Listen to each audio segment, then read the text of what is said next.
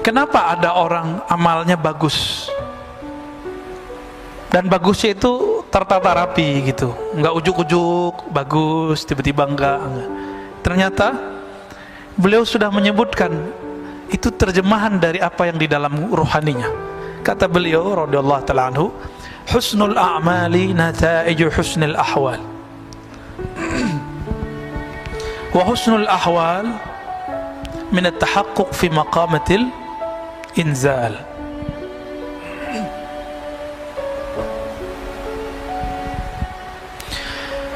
Sempurnanya amalan, amal sempurna itu nggak ada riaknya.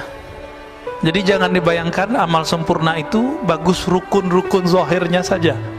Sempurnanya amal tidak ada riak.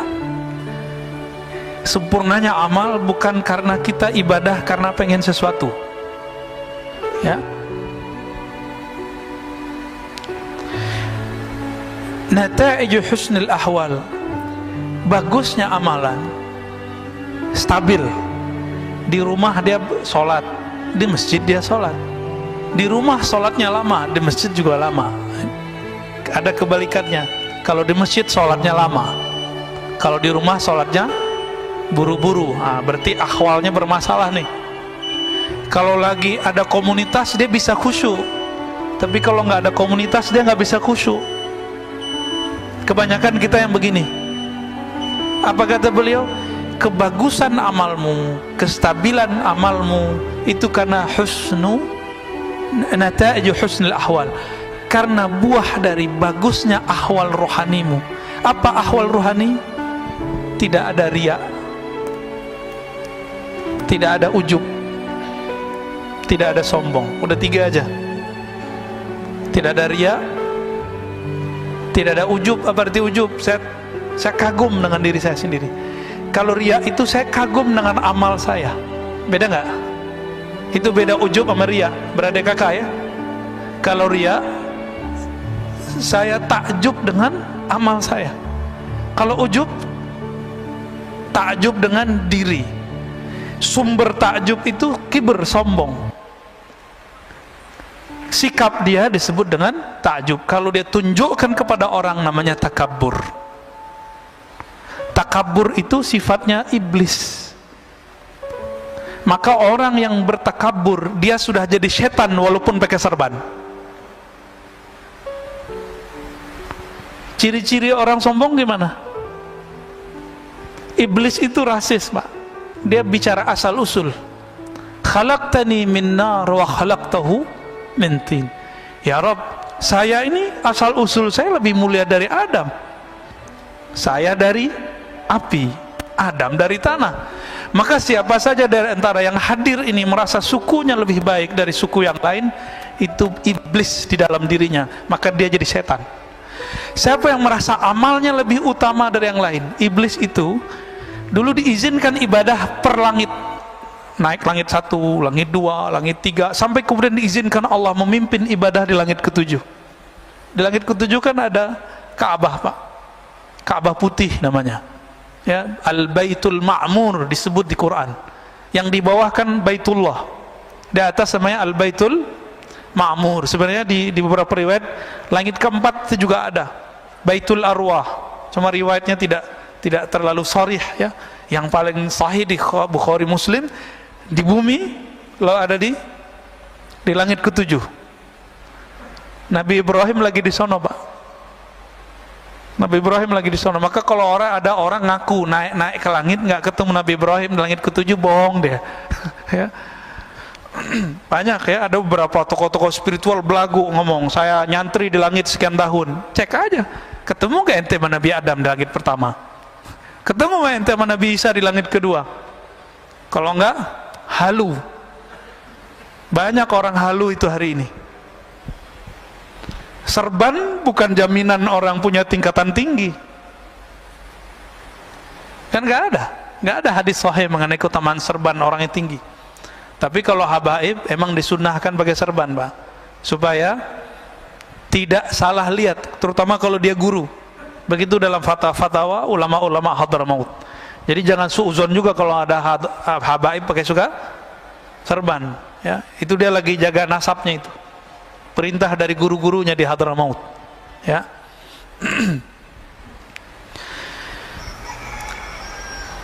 Amal yang sempurna, amal yang ideal muncul karena ruhani yang bening, ya.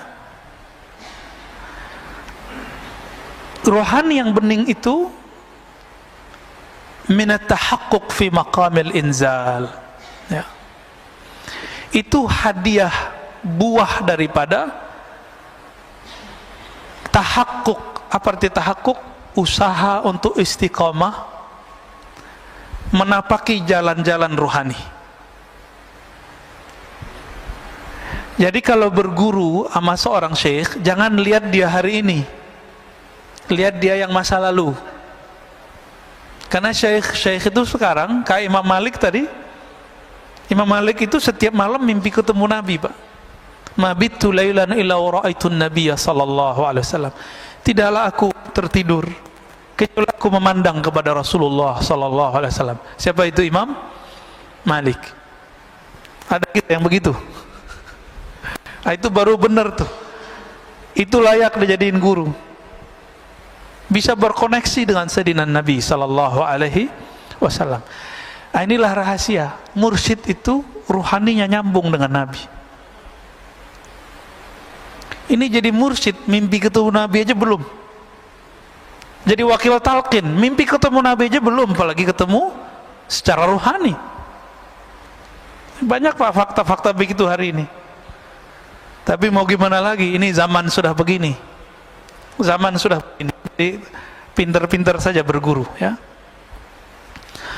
Kolbu kalau sudah dilatih, apa makom pertama latihan kolbu? Latihan tobat. Itu awalnya. Jadi orang ini dia sudah bertahun-tahun dia tobat. Itu sebabnya para masyayikh kita dulu punya amalan namanya sholat sunnah tobat. Dibid'ahkan lagi sama kawan kita, ya. Gak paham juga dia. Atau minimal kalamnya kalam tobat. Nah, tobat ini kan dibagi lagi, Pak. Ada tobat orang awam dari dosa yang zahir. Kalau tobat anak-anak salah minum, ya. Kalau lagi puasa begini anak-anak gimana? Terganggu gitu sama makanan. Terganggu gitu kalau ada anak-anak kecil yang lain di bawah dia yang berbuka. Nih saya mau tanya nih Pak, kalau ada di sini orang buka restoran, buka, Bapak terganggu nggak? Terus perlu ditutup nggak? Serius loh ya? Ada warteg buka siang nih. Nih saya nggak ngomong hukum syariat dulu, hukum rohani. Bapak terganggu nggak? Loh Ustadz, kita harus tegakkan hukum. Loh di antara ibu-ibu ini di rumah kalau Bapak punya istri, ada yang lagi haid nggak? Nggak masak, butuh makan, nyari kemana? Ya nyari ke warteg kayak gimana kayak itu. Jadi kita tuh nggak usah sibuk mikirin orang, kayaknya agama kita paling bener, mau amar ma'ruf nahi mungkar, tapi kebelinger di situ. Emang Bapak Ibu ini masih terganggu kalau ada orang masak depan kita? Ini kan lucu, ya, sweeping, ketemu di warteg orang makan, lagi makan tempe. Lah untuk apa itu diberitakan? Ini politisasi aja Pak, ya saya nggak suka berita-berita begitu. Ini saya mau nanya lagi, Bapak terganggu nggak kalau saya makan minum di sini? Oh, bener itu dah. Terus untuk apa itu dibuka? Apa ditutup, di sweeping? Nggak perlu, biarin aja mereka pakai adab, ya. Jadi kalau mau bukain jam sekian, bilang gitu, ya. Buka jam 12 kayak gitu. Tutup depannya. Nggak perlu pakai sweeping Pak kalau orang udah puasa. Tapi kalau anak-anak, iya, anak saya itu bawa teman-temannya di depan rumah. Si bocah yang bontot tiba-tiba bawa roti ada coklatnya. Makan depan mereka, kabur Pak semua anak-anak itu. Apa kata mereka? Aduh puasa gue nih, parah nih adekmu Pak gitu. Itu puasa anak-anak, di depan saya masih anak-anak kan nih. Nah ini kita kalau ngomong hikam Pak ya. Tapi kalau pemerintah mau memutuskan misalnya tutup, ya nggak apa-apa juga, nggak masalah juga Pak sebenarnya. Tapi kalau Bapak masih terganggu, ya salam, ya. Puasa anak-anak berarti ya. Jadi apa yang harus dilewatin untuk tahapan pertama? Taubat. Taubat anak kecil dari yang fisik tadi. Taubatnya orang awam dari hal-hal yang zahir, dosa mata, dosa telinga. Maka kalau orang awam sudah nggak dosa mata, nggak dosa telinga, nganggapnya sudah suci. Jadi mereka bingung, kok habis assalamualaikum masih ada istighfar. Padahal dia lupa, di dalam sholatnya dia tidak ingat kepada Allah Subhanahu wa ta'ala. Ini perlu diistighfarkan nggak nih sholat yang begitu? Inilah rahasia Rabi'atul Adawiyah mengatakan, astaghfirullah fi istighfari, atubullaha fi taubati. Aku minta ampun kepada Allah karena istighfarku tidak benar. Aku bertobat kepada Allah karena sholatku tidak khusyuk. Ada nggak yang pernah begitu, Pak? Supaya sholat kita pas naik ke atas kan mau dilempar lagi. Nggak khusyuk, lempar. Tapi karena kita tutup, astagfirullah, ya Allah, sholatku tidak khusyuk. Diberi syafaat, naik juga Pak ke atas. Allah kan maha pengasih, maha penyayang. Kita berusaha khusyuk, belum khusyuk ya nggak apa-apa. Yang penting kita ngaku tidak khusyuk. Mau nggak ngaku nggak khusyuk? Itulah tobat level 2. Taubat ruhani. Taubat apa? Taubat ruhani. Batinnya merasa kurang bener nih. Nah ini aja Pak dibenerin. Level 2 ini coba dipakai. Nanti bagus tuh amalannya. Nanti Bapak gampang nangis kalau zikir. Sholat aja gampang mewek Pak. Ini kalau nggak pakai kitab saya udah nangis dari tadi nih. Ya. Kenapa saya ngajar pakai kitab? Bukan karena gagah-gagahan pakai kitab, bukan. Ini cara saya untuk menahan diri. Karena kalau mau nangis setelah kitab hilang nangisnya Pak. Alhamdulillah ya. Guru saya ada beberapa, itu kalau sudah bahas bab begini, nggak ada kitab ataupun ada kitab nangis terus. Untungnya saya kalau ngeliat kitab langsung berubah. Ya alhamdulillah. Karena akalnya balik lagi. Kalau nggak cuma rasa yang muncul. Kalau rasa lebih dominan dari akal pikiran kita, kita bisa nangis setiap saat. Sujud nangis, ruku nangis, takbir nangis. Ntar orang-orang bilang, ini kenapa ini nangis?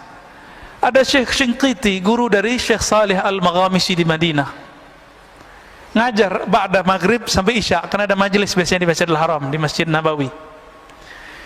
Habis assalamualaikum itu langsung nangis. Mau ngomong lagi, baca ayat lagi, nangis lagi. Jadi ceramahnya dari awal maghrib sampai menjelang isya itu nangis Pak. Mau ngomong lagi nangis lagi, mau ngomong lagi nangis lagi.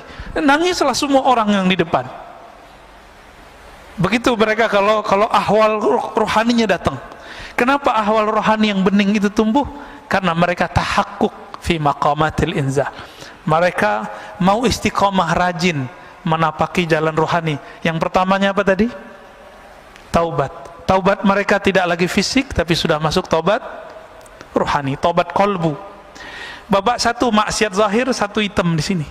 Tapi kalau ada maksiat batin, itu hitamnya lebih kenceng, lebih kayak aspal lengket. Disebut dalam bahasa Arabnya nuqtah sauda, noda hitam yang lengket. Itu hitam.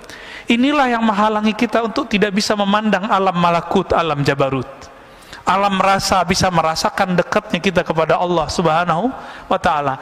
Ini yang dikatakan oleh Imam Ahmad, laula anna syayatin yahumuna ala qulubi bani Adam.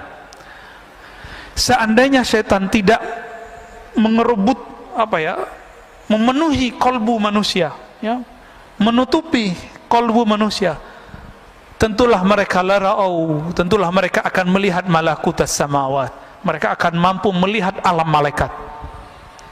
Jadi sahabat-sahabat tertentu Allah izinkan Pak bisa ngeliat malaikat. Ibnu Abbas ngeliat Jibril 2 kali. Malaikat siapa yang dilihat? Itu artinya nanti ada posisi kewalian pada orang ini. Ternyata Jibril tugasnya apa? Bawa wahyu. Maka tugas Ibnu Abbas nanti adalah menjelaskan makna wahyu. Disebut ahli tafsir. Tidak ada ilmu tafsir hari ini kecuali lewat Sayyidina Ibnu Abbas. Ada orang lihat Mikail, nanti tugasnya lain lagi tuh Pak. Tugas kerohaniannya. Ada yang suka ngeliat malaikat maut, nanti tugasnya nalkinin orang mati, ngelepas orang mati. Itu beda-beda tuh tugasnya. Allahumma shalli ala.